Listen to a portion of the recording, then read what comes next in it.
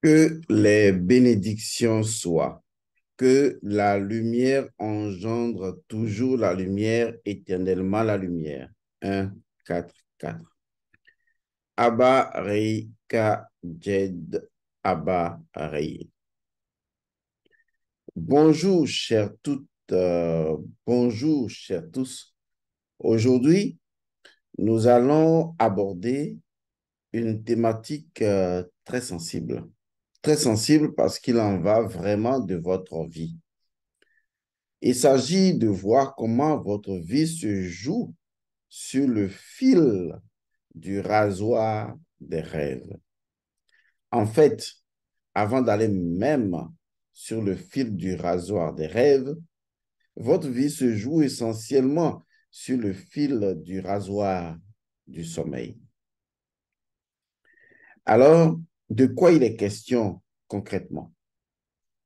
Est-ce que vous êtes jamais demandé quel est le principe premier du sommeil? Aujourd'hui, vous n'êtes plus des ignorants ou des ignares. Lorsque vous rencontrez des écoles de connaissances ou des maîtres où vous faites partie de certaines confréries, il faut rechercher toujours le principe premier des choses et voir si les connaissances qui vous sont proposées correspondent à des principes premiers et que vous pouvez utiliser indépendamment même de l'école. Beaucoup de personnes font l'erreur de ne pas se poser les bonnes questions. Alors aujourd'hui, la question devrait être, quel est le principe premier du sommeil? C'est important de comprendre dans la tradition de la spiritualité ancestrale ce qu'est le sommeil et comprendre après ce qu'est le rêve. Je voudrais rappeler à tous ceux qui nous suivent que nous avons dans les 5 cours de base qu'on appelle les 5 fondamentales de base, nous avons un cours extraordinaire intitulé l'onirologie, la science des rêves, l'univers des rêves. C'est un cours formidable que beaucoup de gens suivent et que je vous conseille de suivre si vous voudrez vraiment connaître le mystère du sommeil et surtout comprendre la suite de ce que nous allons faire maintenant. Comment est-ce que le portail du sommeil et des rêves peut constituer pour vous le moment le plus fragile de votre âme humaine. Alors, la plupart du temps, la science occidentale, la civilisation occidentale, les connaissances occidentales tentent désespérément de définir le sommeil. Comme je vous l'ai dit, dans la tradition de la spiritualité ancestrale, on ne définit pas les choses. Si on exprime une définition d'une chose, c'est que préalablement, on a compris la symbolique de cette chose et on en a saisi la dimension du sacré, le nether, le principe premier. Beaucoup de gens aiment définir les choses, mais une définition n'est qu'un renseignement que vous avez à propos d'une chose, renseignement correspondant aux normes et aux compréhensions actuelles d'une chose, et cela vous permet de vous comprendre dans une société. Mais lorsqu'on parle de la dimension sacrée, symbolique, principielle d'une chose, alors là, on entre carrément au-delà de la définition, dans la transcendance et dans la possibilité de connecter le principe premier du sommeil, par exemple, à d'autres principes premiers et de voir le chemin à travers les principes premiers et comment se connecter à tous ces principes premiers. Donc, le sommeil n'est pas le sommeil. Le sommeil est un principe premier, ou du moins, le sommeil a un principe premier que vous devez connaître. Donc, la science occidentale tente de définir le sommeil, mais c'est une grave erreur, parce que quand vous suivez la définition du sommeil, telle que observée du point de vue physique, On vous dira que le sommeil, de façon générale, est une perte d'attention ou de conscience. En fait, on vous fait accroire l'idée selon laquelle lorsqu'il y a sommeil, et donc vous n'avez plus la capacité de totale conscience comme auparavant, vous entrez dans un état d'endormissement de vos sens et vous n'avez plus vraiment connexion avec la réalité extérieure. Cette définition du sommeil, observable d'ailleurs à travers un mécanisme physiologique, est une gageure, c'est une erreur monumentale parce que à partir de là, on peut développer un certain nombre de comportements qui ne favorisent vraiment pas le sommeil. Vous voyez ce que je vous dis, ce que je tente désespérément de vous expliquer. Lorsque vous maîtrisez le principe premier d'une chose, cela vous ouvre des possibilités inouïes, incroyables, d'aller de l'avant. Mais lorsque vous définissez bêtement le sommeil comme étant une perte de conscience, il reste quoi que vous pouvez construire avec le sommeil. Il ne reste plus rien. Oui, il reste une chose. Lorsque vous devenez des insomniaques, vous allez avaler des pilules pour aller dormir. En fait, vous allez catastrophier le sommeil puisque vous traitez le sommeil comme une chose et le pire, comme étant une perte de conscience. C'est incroyable. Et vous le traitez comme ça. Il n'y a rien de sacré dans le sommeil pour vous et vous perdez l'élément le plus important du sommeil. L'élément le plus important du sommeil, l'âme humaine. C'est ça qu'il faut d'abord saisir. Alors, comment est-ce que les sciences africaines, toutes langues confondues et au-delà des langues dont nous parlons en ce moment de la métalinguistique, comment se fait-il que, comment est-ce que toutes les sciences africaines comprennent, pas définissent, comprennent symboliquement, quelles que soient les langues, comprennent symboliquement la divinité du sommeil. Parce que pour nous, en Afrique, le sommeil est une divinité. Est-ce que vous voyez? Le sommeil est un principe. Premier, le sommeil est divinisé. C'est une divinité. C'est une divinité à laquelle on peut s'adresser. Le sommeil est un Dieu, si vous voulez. C'est une entité spirituelle, un principe premier. À partir de ce moment, il est impossible de relationner avec le sommeil de façon inconsciente ou avec des pilules. On est obligé d'entreapercevoir le sommeil autrement et d'en saisir toutes les sens. Mais cette fois-ci, non pas dans un mouvement de l'extérieur vers l'intérieur, mais dans un mouvement de l'intérieur vers l'extérieur. Et donc, on comprend que le sommeil lui-même préexiste à sa propre existence, tout comme au commencement, le Dieu Atum dormait d'un sommeil au fond du Noun. Ça veut dire que le sommeil a toujours été là. Tout comme Osiris entre dans un sommeil avec des états osiriens. Est-ce que vous comprenez déjà que le sommeil, pour nous, les Africains de la spiritualité ancestrale, c'est une divinité très importante. Alors, de quelle divinité nous parlons ou de quel principe premier nous parlons lorsque nous parlons justement du sommeil? Comment est-ce que la spiritualité ancestrale voit le sommeil?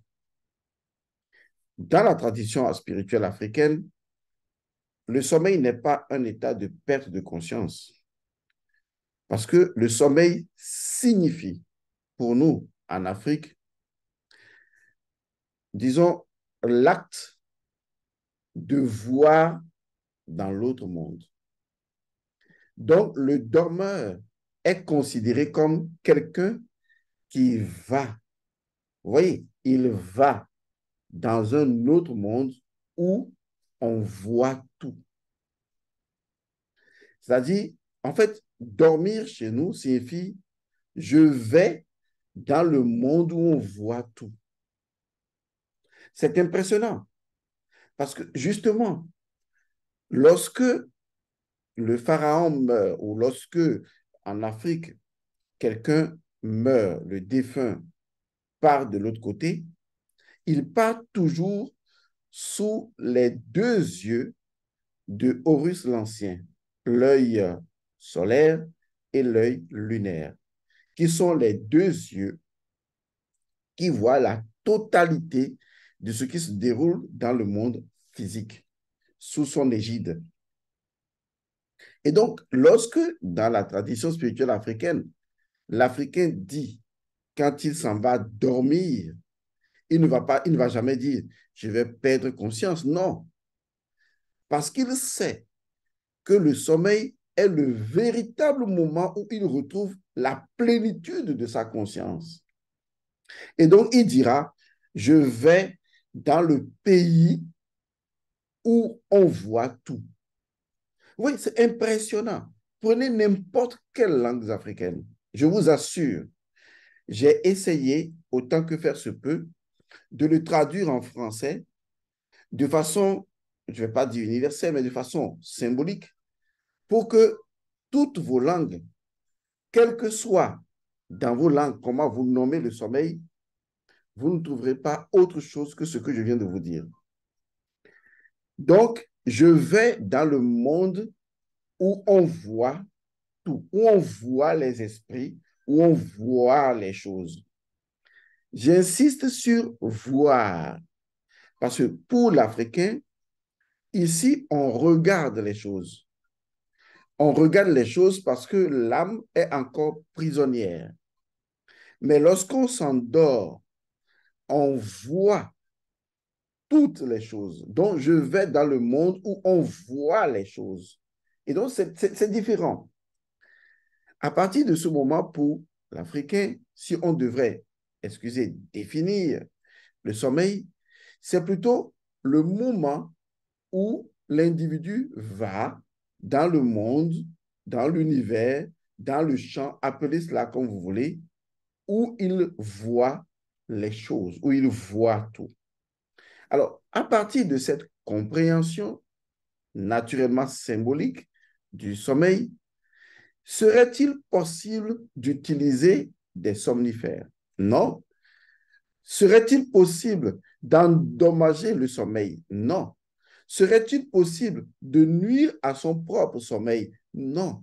Serait-il possible de ne pas respecter le cycle du sommeil? Non. Serait-il possible de ne pas respecter son sommeil? Non. Serait-il possible de ne pas savoir quelles sont les différentes étapes spirituelles d'un sommeil et comment préserver son sommeil? Non. Eh bien, vous comprenez donc qu'aujourd'hui, le fait de l'utilisation, disons, d'un certain nombre de substances au moment même où les gens vont dormir, comme par exemple les gens qui se saoulent avant de dormir, les gens qui prennent des produits, les gens qui... Vous voyez, cela montre qu'à un moment donné, ils ont perdu le principe premier du sommeil. Or, quand vous perdez le principe premier du sommeil le sait. Et parce que le sommeil le sait, eh bien, la divinité du sommeil le sachant, cela devient un problème pour vous-même. Et donc, votre sommeil en tant qu'entité vivante est saccagé.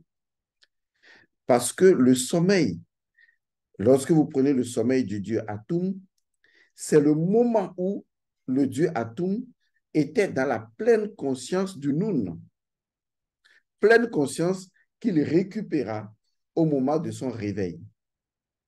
Il s'agit donc de comprendre que le réveil du dieu Atum est la récupération de la totalité de son état de sommeil, qui en fait est un état profond de réalisation spirituelle. Il est important de savoir que quand vous voulez dormir ou quand vous dormez, il y a un certain nombre de mécanismes qui se présentent à vous. J'ai expliqué cela dans le cours des rêves. Lorsque l'individu se repose, lorsque son corps se repose, c'est vrai, on peut parler d'un ensemble de choses biochimiques qui interviennent dans le corps, mais la biochimie du corps est définie par l'alchimie du corps, donc par la dimension de la transcendance du corps. Le corps est un effet, les causes sont antérieures au corps physique. Donc, les différents éléments qui interviennent dans le mécanisme du sommeil sont des éléments du pourquoi il y a le sommeil. Et donc, le corps, lui, il ne sait pas pourquoi il y a le sommeil. Le corps voit, par exemple, disons, les éléments qui produisent le sommeil, mais le pourquoi il doit y avoir le sommeil, le corps ne le sait pas. Donc, cette dimension appartient à une autre instance qui échappe complètement au sommeil. Et donc, c'est cette instance de pourquoi il y a le sommeil qui a créé le mécanisme du sommeil. Donc, vous comprenez ce que je veux dire. Et donc, cette instance, à un moment donné, en tant qu'entité, en tant que principe, créant des mécanismes permettant au corps de répondre au sommeil, c'est de cette instance-là que nous sommes en train justement de parler. Donc, son mécanisme est très simple. Lorsque le corps se repose, lorsque le corps est détendu, il arrive un moment donné où le corps éthérique se sépare légèrement du corps physique. Parce que le corps éthérique est un corps tampon entre le corps physique et tous les autres corps. Mais l'un des éléments du corps éthérique que vous ignorez, puisqu'il a aussi son principe premier, on en parlera dans d'autres capsules, c'est de tout simplement garder, disons, tous les autres corps comme étant ce que je pourrais appeler, disons, le soutènement qui permet à tous ces corps de ne pas se disperser. Parce que dans la nature même du corps éthérique, il est une charpente. Et donc, de par le fait que le corps éthérique est une charpente sur laquelle on vient construire le corps physique, mais pour les autres corps, le corps éthérique est une charpente qui endosse l'énergie de tous les autres corps. Donc, quand le corps physique se détend et que le corps éthérique se sépare un peu du corps physique, eh bien, il intervient, le corps éthérique, si vous voulez, le cas, hein, qui est également un corps, se sépare donc du corps physique, eh bien, il est obligé de libérer les autres corps.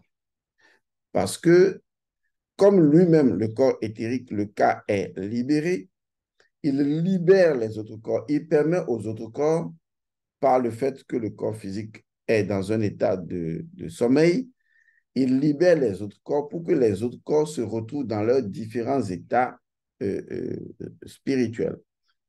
Donc, il va libérer le corps astral et le corps mental, et chaque corps, selon sa fréquence vibratoire, va se retrouver dans son univers.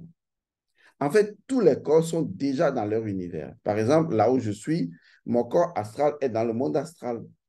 Même s'il est dans le monde physique, il est d'abord dans le monde astral. Le corps mental est dans le monde mental. Est-ce que vous voyez? Mais tous ces corps sont interpénétrés, liés grâce à l'activité du corps éthérique qui les connecte au corps physique pour que je puisse être un individu logique.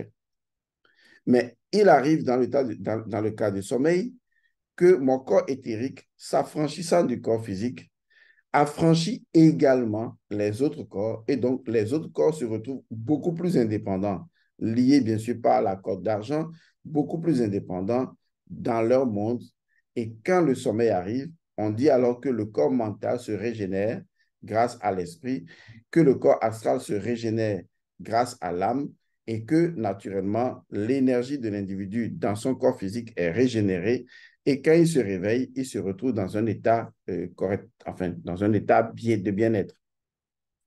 Mais ce qui se passe de l'autre côté, c'est ce qu'on ne vous explique pas. Et c'est ce que la spiritualité africaine a compris en disant que dans ce monde, vous ne faites que regarder, mais quand vient le moment du sommeil, on va dans le pays où on voit tout. Ça veut dire que c'est le monde dans lequel l'esprit et l'âme sont totalement affranchis du corps physique et des corps astral et mental. Et donc, l'âme peut faire un voyage libre dans le monde astral, dans le monde ancestral, dans le monde mental, dans tous les autres mondes. Donc, dans le monde où on voit. Est-ce que vous voyez? Donc, c'est un état de pleine conscience. Le sommeil n'est pas un état de perte de conscience, c'est un état de pleine de conscience. Oui, à partir du moment où on sait que le sommeil est un état de pleine conscience, on se prépare tous les soirs à dormir. Enfin, dormir, oui, mais à s'éveiller. Est-ce que vous voyez? À s'éveiller, à vivre des expériences extraordinaires. Mais ce n'est pas ce que vous faites. Vous dormez de façon inconsciente. Vous êtes en train de regarder la télé et finalement, c'est la télé qui vous regarde. Vous êtes en train de faire des choses. En fait, vous ne respectez pas le sommeil, vous ne respectez pas la divinité du sommeil. Vous ne laissez pas le Dieu du sommeil venir vous prendre et vous emmener dans le monde où on voit les choses. Est-ce que vous voyez, où on voit la vraie nature des choses, où on voit les esprits? Il y a plusieurs explications pour ça. Alors, pourquoi est-ce que je vous parle de tout ça? Je vous parle de tout ça parce que, en fait, le sommeil qui va induire les rêves est le moment où soit votre âme devient la plus forte et finalement la plus puissante, soit votre âme devient la plus faible et sera la plus possédée par les entités spirituelles. Voilà de quoi il est question.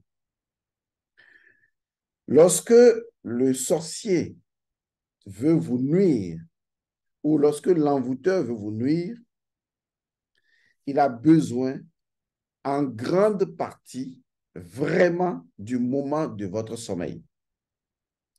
C'est le moment où vous êtes le plus fragile ou vous êtes le plus fort. C'est vous qui décidez. Mais on remarque aujourd'hui que c'est le moment où vous êtes vraiment, vraiment, vraiment le plus fragile.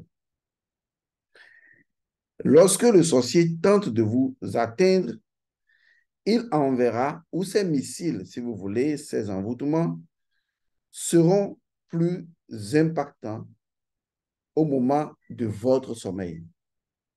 Parce qu'au moment de votre sommeil, vu qu'aujourd'hui, vous n'avez aucune conscience du principe premier du sommeil, parce qu'au moment de votre sommeil, vu que vous ne connaissez pas l'entité spirituelle ni la divinité du sommeil pour prendre des dispositions et vivre dans la conscience pleine de la signification même du sommeil, eh bien, le sorcier, lui qui en a conscience, qu'est-ce qu'il fait? Il cherche toujours le moment où son entité spirituelle, son entité à lui, qu'il envoie vers vous, viendra vous atteindre toujours dans le sommeil la nuit. Beaucoup de personnes ont même situé ce moment entre minuit et 3 heures du matin. Mais comme on ne dort pas forcément la nuit, et qu'il y a d'autres personnes qui dorment dans la journée, eh bien, ce n'est pas forcément le moment ce n'est pas le moment horaire qui compte. C'est le moment où vous tombez dans un état de sommeil profond, en fait, tel que vous le concevez, et non d'éveil total. C'est dans un état de sommeil profond négatif qui correspond pratiquement au sommeil paradoxal. C'est en ce moment-là que le sorcier, lui, il vous atteint. Parce que c'est en ce moment qu'il peut également manipuler vos rêves, manipuler vos visions. Et c'est en ce moment qu'il peut introduire son entité négative à l'intérieur de votre âme. Voilà de quoi il est question. Donc, le moment où vous êtes le plus fragile, c'est le moment où vous êtes en train de dormir. Mais retenez que si le sommeil actuellement est votre plus grande faiblesse, je vous assure, lorsque vous la reconnaissez et que vous maîtrisez l'entité du sommeil, je vous assure, vous verrez que le sommeil est le moment, la période de votre plus grande force. Mais cela ne vient pas tout seul. Vous devez faire un travail spirituel pour que l'entité du sommeil puisse reprendre sa place. C'est assez triste que les gens deviennent des insomniaques, que l'insomnie fait partie de leur vie au quotidien. Ils ne savent même pas à quel moment cela a commencé. C'est dommage qu'aujourd'hui, il n'y a pas de rituel à l'endroit du Dieu du sommeil ou de la divinité du sommeil, oui, il y a un rituel pour ça, il y a un protocole pour ça. C'est dommage que les gens ne comprennent plus que le sommeil est une entité vivante à laquelle on peut même s'adresser, qu'on peut protocolariser, ritualiser.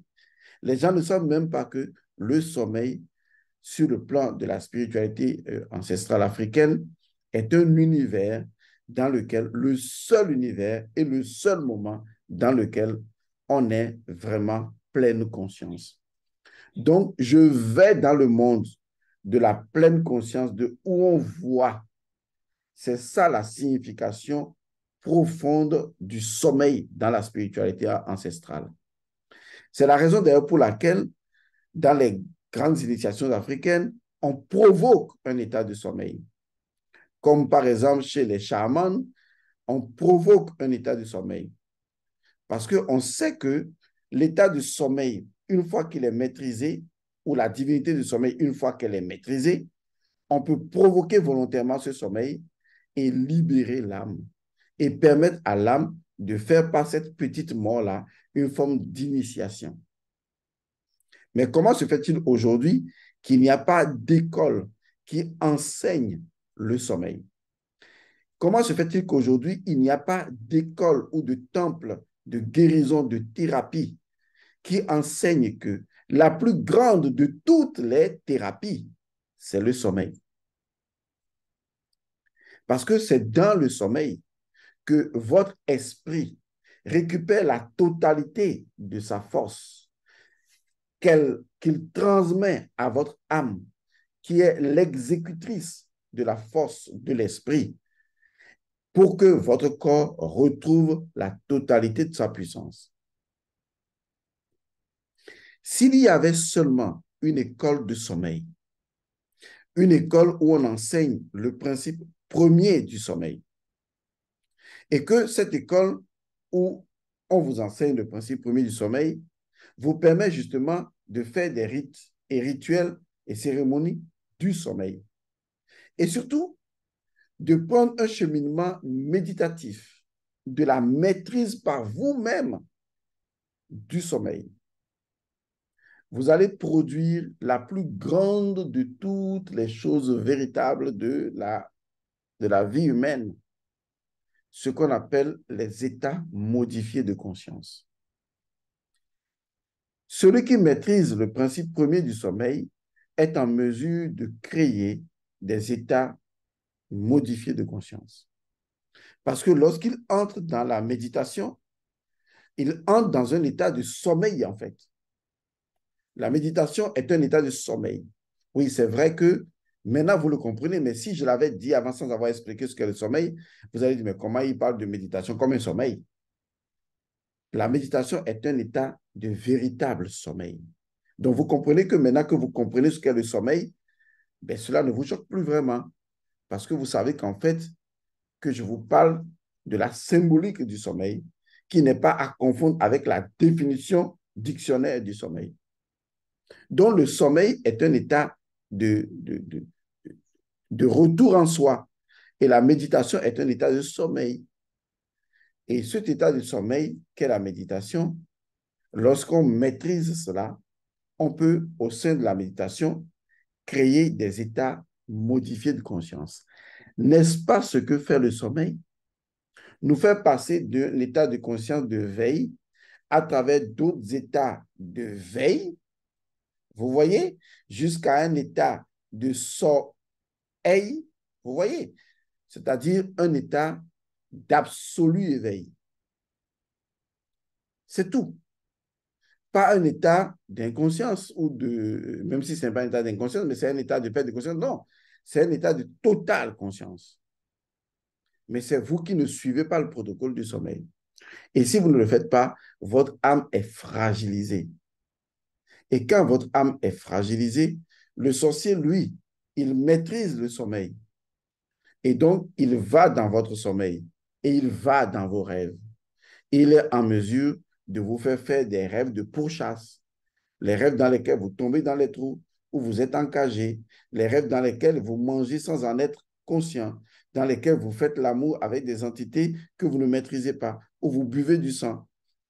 En fait, votre univers onirique ne vous appartient plus parce que vous avez renoncé à l'entité spirituelle du sommeil, parce que vous n'avez pas compris que le sommeil est une divinité, parce que vous n'avez pas compris qu'en fait, le sommeil, c'est un voyage dans le monde où on voit tout. Alors, est-ce que chaque soir, vous vous apprêtez à voir tout? Ou chaque soir, en plus de l'alcool et des stupéfiants, vous vous apprêtez à être encore plus inconscient? Voilà ce que j'aimerais partager avec vous, mais faites très attention. Le sommeil est le moment de votre plus grande faiblesse. Si vous maîtrisez le principe premier du sommeil, alors vous verrez qu'en réalité, le sommeil est le moment de votre plus grande force. Et personne ne pourra pénétrer votre sommeil sans votre autorisation. Voulez-vous vraiment connaître le principe premier tel qu'énoncé en ce qui concerne le sommeil? Deuxième partie, bientôt à vous. Paix.